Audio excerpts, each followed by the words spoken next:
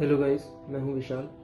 स्वागत है आप सभी का मेरे यूट्यूब चैनल पर। आज हम बात करेंगे इंडिकेटर्स के बारे में। इंडिकेटर्स में भी हम बात करेंगे सिंपल मूविंग एवरेज इंडिकेटर के बारे में। तो सबसे पहले इंडिकेटर होते क्या हैं? इंडिकेटर वो होते हैं कि कुछ तरीके हम पता लगाते हैं चार्ट पैटर्न से, और कुछ तरीके से हम पता लगाते हैं कि किसी स्टॉक का प्राइस ऊपर है या नीचे है, वो ओवर वैल्यूड नहीं है या फिर वो अंडर वैल्यूड है।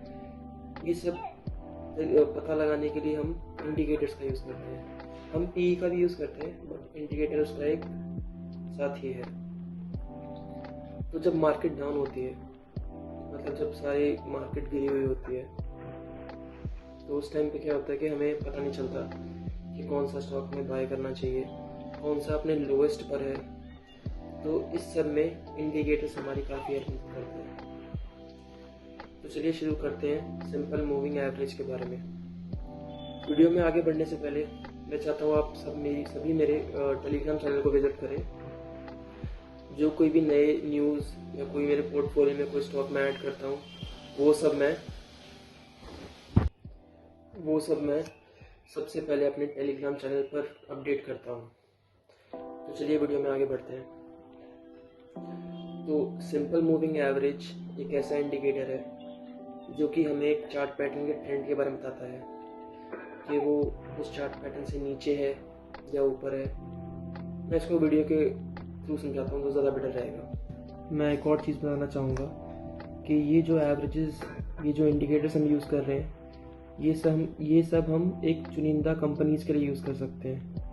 जो तरीका मैंने अपनी शॉर्ट्स में बताया है कि कैसे हम कोई अच्छी कंपनी चूज़ कर सकते हैं, हम उन्हीं कंपनीज़ को यूज़ करके ये एवरेजेस यूज़ कर सकते हैं। हम किसी भी कंपनीज़ के लिए यूज़ नहीं कर सकते ऐसे इंडिकेटर्स, वरना हम लॉस में भी जा सकते हैं। तो हम 3 सिंपल मूविंग एवरेजेस का यूज़ करेंगे।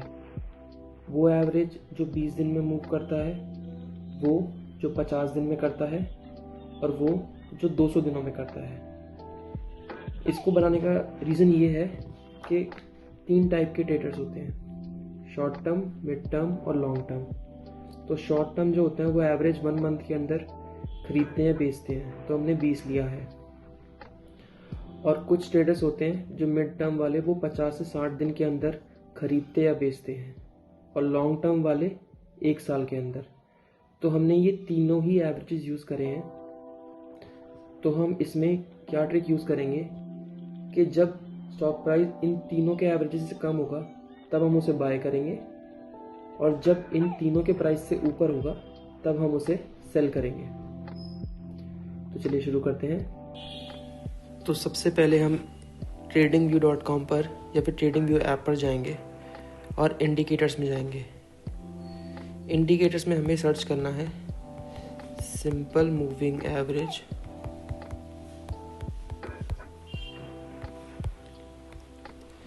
सिंपल मूविंग एवरेज 50, 100 और 200।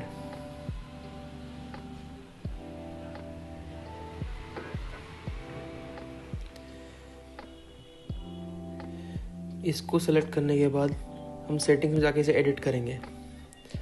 सबसे पहले जो 50 का है हम उसे करेंगे 20 मूविंग एवरेज।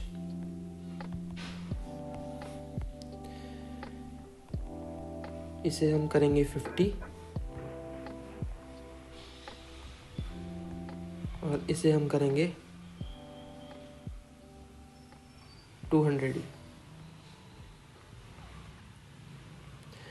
स्टाइल में के लिए हम इसमें करेंगे कि जो 50 वाला है, जो हमने 20 कर दिया, उसको हम रखेंगे ग्रीन, और जो 100 वाला है जिसे हमने कर दिया 50, उसको हम रखेंगे रेड, और जो 200 वाला है उसे हम रखेंगे ब्लैक। थोड़ी हम इसकी थिकनेस कम कर देंगे ताकि देखने में आसानी रहे।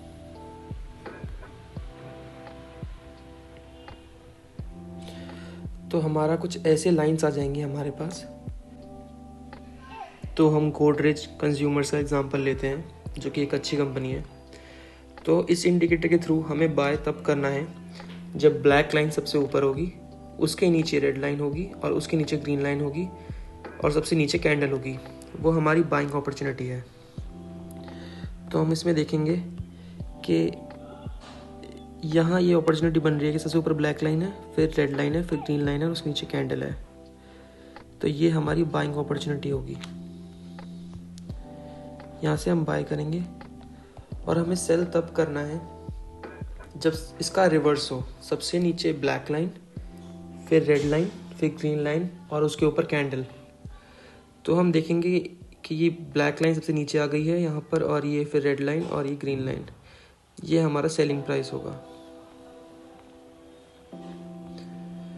तो ये 24% का गेन हमारा मार्च से जुलाई के मंथ में बनता है, जो भी काफ़ी शॉर्ट पीरियड है।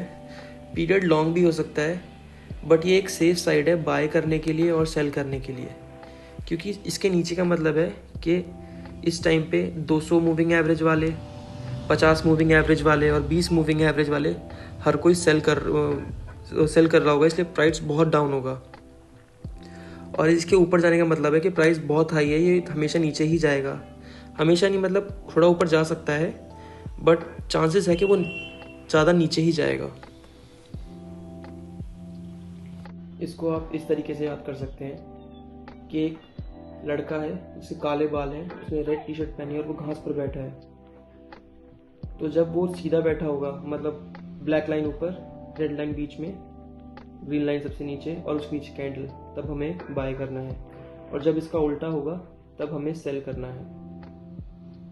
तो ये तरीके हैं जिससे हम पता लगा सकते हैं कि हमारी बाइंग अपॉर्चुनिटी कम बन रही है, सेलिंग अपॉर्चुनिटी कम बन रही है। बट ये एक ऑप्शन कभी भी हम रैली में यूज़ नहीं कर सकते, क्योंकि रैली में कभी भी प्राइस नीचे नहीं आता है। तो उस टाइम पे हमें चार्ट पैटर्न्स का यूज़ करना चाहिए बजाय किसी इंडिकेटर के। Thank you.